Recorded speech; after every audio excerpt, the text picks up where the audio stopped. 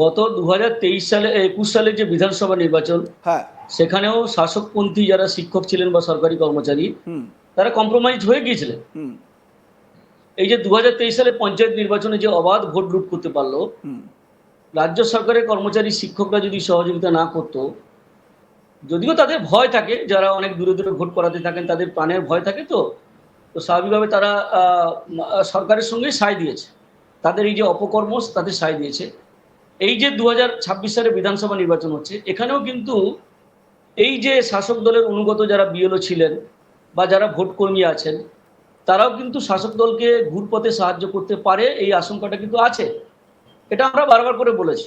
হুম। তবে নির্বাচন কমিশন যা কড়াকড়ি করছে, যেভাবে বুথের বাইরে বুথের ভেতরে ক্যামেরা ফিট করছে, হুম। ওয়েবকাস্টিং হচ্ছে, সেটা অনেকটাই চেক হবে। যেটা দরকার এই মুহূর্তে আমরা মনে করি, বিএলওরা, আমি বারবার করে যেটা বলছি, বিএলওদেরকে প্রভাব খাটিয়েছিল বলেই তো আজকে বেশ কিছু বৈধ মানুষের ভোটার লিস্টে নাম উঠলো না। হ্যাঁ। এবং বিএলও শুধু নয়, মানে যারা তার মাথার উপরে আছে, যারা মূলত ইআরও বা এইআরও, তাদেরকে প্রভাবিত করে কিছু বৈধ মানুষের ভোট থেকে বঞ্চিত করার ব্যবস্থা করে দিল। এবং তার হ্যাঁ। ফলে যেটা হলো সেটা হচ্ছে যে এবারে এসআইআর তাদের নাম উঠলো না, হুম। তাই না? হুম। এবং এটা অত্যন্ত একটা জঘন্য কাজ বলে আমরা মনে করি। এতগুলো লোককে বিব্রত করা, তাদেরকে একটা অশান্তির মধ্যে ফেলে দেওয়া, তাদেরকে একটা অনিশ্চয়তার মধ্যে ফেলে দেওয়া, সেটা শাসকপন্থী বিরোধীদের একাংশ করেছে, সবাই করেছে আমি বলবো না, কারণ সবার হ্যাঁ। মধ্যে ইভিল ডিজাইন থাকে না বা সবাই কম্প্রোমাইজড হয় না। হ্যাঁ। শাসক দলের সমর্থক হলেও সবাই কম্প্রোমাইজড হয় না, হ্যাঁ। কিছু ভালো লোকও আছে। ঠিক একইভাবে ইআরও বা ডব্লিউবিসিএস অফিসার যারা ছিলেন, এই ইআরও, হুম। তারাও কিন্তু কম্প্রোমাইজড, এবং তাদের এই ছলচাতুরির কারণে লোকেদের এই হয়রানি। হ্যাঁ। সেই কাজটা এবারে কিন্তু ডিসিআরসিতে হতে পারে, বেশ। সেক্টর অফিসে হতে পারে। হ্যাঁ। সেই জন্যই আমরা নির্বাচন কমিশনকে বারবার করে বলেছি হ্যাঁ। যে একেবারে বুথ থেকে যখন ইভিএম নিয়ে যাওয়া হচ্ছে, হ্যাঁ। প্যারামিলিটারি ফোর্স যেন পাহারা দিয়ে দিয়ে নিয়ে যায় সেক্টর অফিসে, হুম। এবং সেক্টর অফিস থেকে যখন ডিসিআরসিতে যাওয়া হবে, হুম। টোটালটাই যেন প্যারামিলিটারি, পুলিশ থাকুক, স্টেট পুলিশ থাকুক, আমরা তার বিরুদ্ধে যাচ্ছি না, কারণ পুলিশকে নিরপেক্ষভাবে কাজ করতে দিলে তারা কি করতে পারে তো আপনারা দেখছেন নির্বাচনে। হ্যাঁ, প্রথম ফেজেই দেখা গেছে। দেখা গেছে। হ্যাঁ। তো স্বাভাবিকভাবে তাদেরকে স্বাধীনভাবে কাজ করতে দিলে তারা যথেষ্ট যোগ্যতার সঙ্গেই কাজ করতে বেশ, পারবেন। স্বপনবাবু, আপনাকে একটু বিরত করছি আমরা। আপনি কিছুক্ষণ আগেই ডায়মন্ড হারবার মডেলের কথা বললেন। সারা রাজ্য জুড়ে তৃণমূল বিরোধী যারা দলগুলো রয়েছে তারাও এই ডায়মন্ড হারবার মডেলের কথা বলে।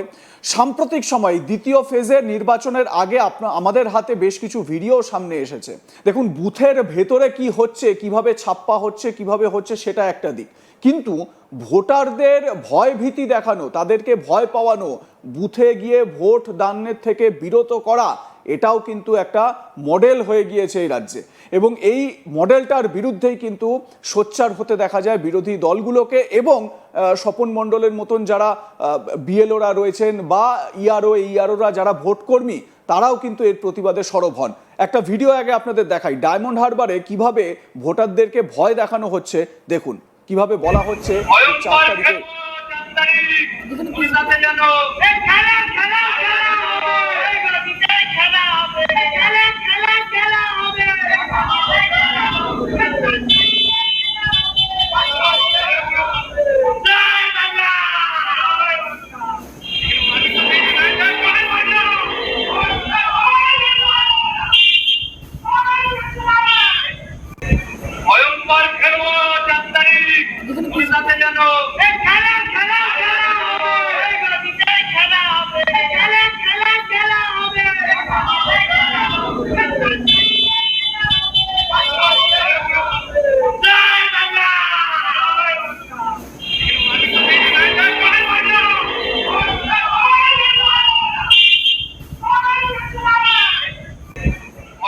স্বাভাবিকভাবে এই ছবি আমাদের কাছে কিন্তু একটা ইঙ্গিতপূর্ণ ছবি, এবং তার পরপর যাকে এই পুলিশ অবজারভার হিসেবে আনা হয়েছে তার ছবিটাও একটু দেখিয়ে দিই, এবং তার ডিটেলসটাও আমি আপনাদের বলবো কাকে আনা হয়েছে।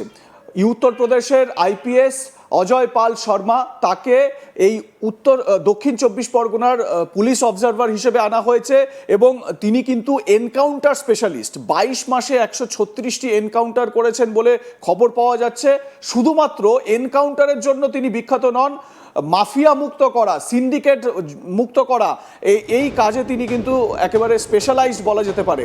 এই অজয় পাল শর্মা, যিনি উত্তরপ্রদেশের আইপিএস অফিসার, তাকে মানে বিশেষভাবে ইলেকশন কমিশন এই দক্ষিণ 24 পরগনার, যদি আরও স্পেসিফিকভাবে বলি তাহলে ডায়মন্ড হারবারের দায়িত্ব পুলিশ অবজারভার হিসেবে দায়িত্ব দেওয়া হয়েছে, যেটা খুব গুরুত্বপূর্ণ বলে মনে করা হচ্ছে এই মুহূর্তে।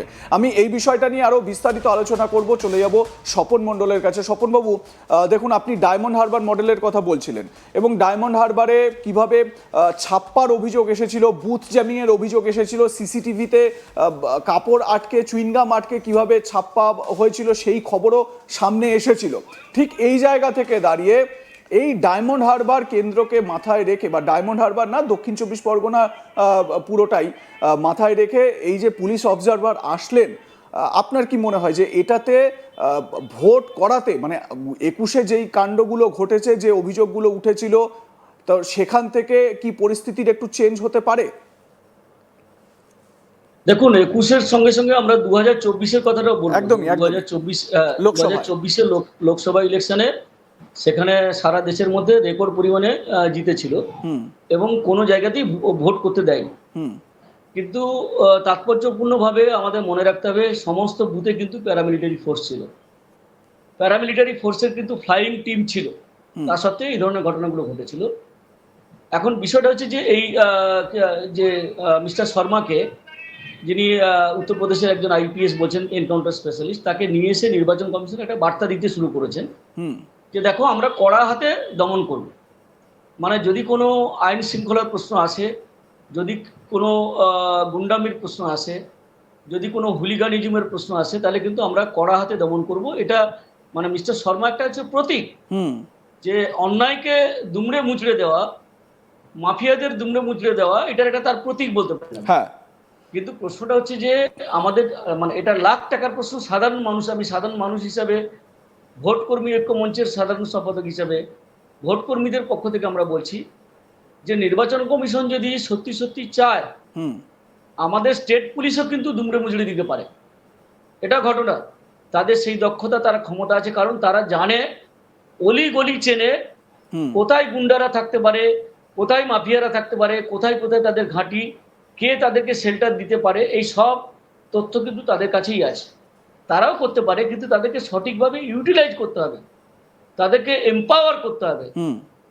উনি এসছেন, নিশ্চয়ই কিছুটা চেক হবে, আমি মনে করি আর কি, যে তৎকালীন সময়ে যে ঘটনাগুলো ঘটেছিল সেই ঘটনার পুনরাবৃত্তি হবে না আর কি। কিন্তু আমাদের প্রশ্ন হচ্ছে যে এই যে দেখলেন আপনি ভিডিওটা দেখালেন কিছুক্ষণ আগে, এটা নিঃসন্দেহে বলা যায় যে জাহাঙ্গীর বাহিনী যেটা আছে, সেই জাহাঙ্গীর বাহিনী কিন্তু তাদের কাজ শুরু করে দিয়েছে।